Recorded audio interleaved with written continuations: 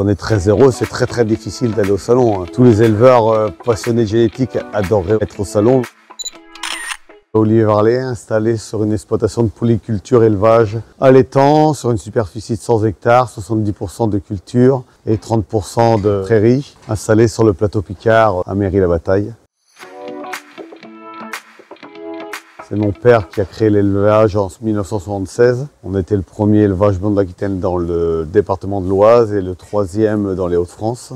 Et c'est suite à l'arrêt de production de lait que mon père a décidé de prendre cette race. Et maintenant, on est arrivé à avoir un effectif de 60 mères, dont on est naisseur-engraisseur, donc il y a 200 bêtes sur l'exploitation. Les bêtes sont destinées une partie pour la reproduction et l'autre partie pour la viande. Raphaël, c'est un taureau qui a 4 ans et demi, qui pèse actuellement 1470 kg, qui appartient à 2 personnes, à Monsieur Defac Frédéric, le RL de la Plaine des 17 dans la Somme, et à moi-même. C'est un taureau qui a terminé 2e au centre d'agriculture. Ça fait 3 années d'affilée qu'il est présent. L'année dernière, il avait terminé 1er champion. Ce qu'on lui a reproché un peu pour pas être premier, il avait une démarche un peu, pas la meilleure démarche. Ils estimaient que les pattes arrière allaient trop sous lui. C'est un taureau là qu'on va servir un peu en monte naturelle, mais le but c'est de le prélever, faire des paillettes, des semences artificielles pour qu'une fois qu'on l'ait pu, qu'on puisse encore s'en servir plusieurs années. Ce qui est son fort, lui, c'est son développement musculaire et son développement squelettique avec un très bon bassin. Parce que le but, nous, c'est d'avoir un taureau qui permet de faire des genisses qui vèlent tous les ans. C'est une alimentation hyperprotéique parce que le but c'est de faire développer le maximum sa masse musculaire sans développer de gras. Donc c'est une alimentation qui est vraiment très riche en protéines, tels les sportifs de haut niveau qui font une alimentation hyperprotéique. Par rapport à une ration de base, c'est une ration qui est multipliée par 2 au point de vue protéique et avec des vitamines oligo-éléments et aussi des oligo-éléments pour protéger ses articulations, ses pattes, pour éviter qu'ils soient engourdis. Ce qui m'apporte, c'est qu'ils me reproduisent des bons sujets. Génétiquement, il y a des bêtes qui sont plus ou moins calmes. Donc celui-là, je pense que les parents étaient assez calmes. Mais après, c'est un taureau qui a été commencé à être dressé à l'âge de 6 mois et qui est tous les mois à peu près, on le manipule. Il faut qu'il soit manipulé le plus souvent possible pour qu'il ait confiance en nous et qu'il ne se soit pas stressé lorsqu'on le déplace. Comme là, on met une longe et on sort dans la cour, on le balade. Et le fait de le prendre pour mettre d'un parc à l'autre, ça le manipule. Pour les concours, quand on préparation concours, tous les jours, on le promène dans la cour, on l'apprend à être lavé, parce qu'il ne soit pas surpris de l'eau. Il est brossé régulièrement. Plus on est au contact de lui, plus il a confiance en nous.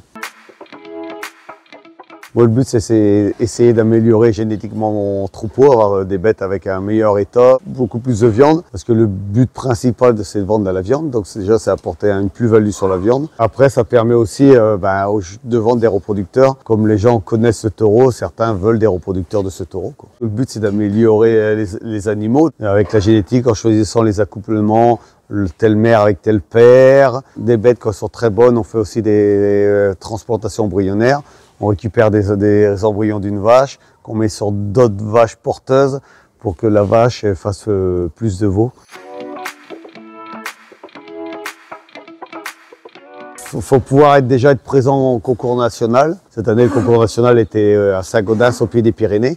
Donc il faut que l'animal soit là. Après, c'est nous qui choisissons de le présenter pour une sélection pour Paris. Donc on l'inscrit pour une sélection et au mois de janvier, ils ont revu toutes les bêtes qui étaient inscrites pour Paris et ils en ont sélectionné 40. J'y suis allé une fois en 2000 et là c'est la 2e fois où on y va. Mon père y a été une fois avant moi. On est très heureux, c'est très difficile d'aller au salon. Tous les éleveurs passionnés de génétique adoreraient être au salon. Si on prend au niveau national, déjà dans cette catégorie, il y avait à peu près 60 à 80 animaux. C'est les taureaux âgés de plus de 4 ans. Ceux qui le veulent ont inscrit. Et après, ils ont sélectionné dans cette section, il en restait plus que 4 à Paris. Tous les animaux de la section passent sur le ring avec le juge. Ils les regardent en statique et après ils nous font tourner et ils arrêtent les animaux à part un, du dernier jusqu'au premier. Donc plus vous tournez, mieux c'est bon signe. Il regarde vraiment tous les critères de la race et c'est comme ça qu'il fait son jugement. Et donc on reste à peu près une demi-heure sur le ring pour la section, quoi. Et après il y a toutes les autres sections de la race. Parce qu'il y avait des vaches, il y avait des jeunes taureaux, des jeunes vaches et des vaches futées. On ne fait pas de l'élevage si on n'est pas passionné, parce qu'on passe énormément de temps sur l'élevage. Bon, en fait, ça représente 80% de mon temps passé. Dans l'exploitation, c'est sur l'élevage, donc ça prend énormément de temps. C'est 7 jours sur 7, 365 jours par an. Même si on arrive à prendre des vacances, je prends quand même des vacances tous les ans, alors se faisant remplacer, mais on sait qu'on ne peut pas partir comme ça au dernier moment. Il y a de l'élevage, donc il faut être vraiment passionné pour faire ce métier. Et en plus, on travaille avec du vivant. Donc du vivant, il y a des vélages, il y a des bêtes de malades, donc il y a toujours quelque chose à faire, donc toujours une attention à apporter. Et après, c'est un plaisir. Hein. Nous, c'est notre plaisir de s'occuper de ces bêtes.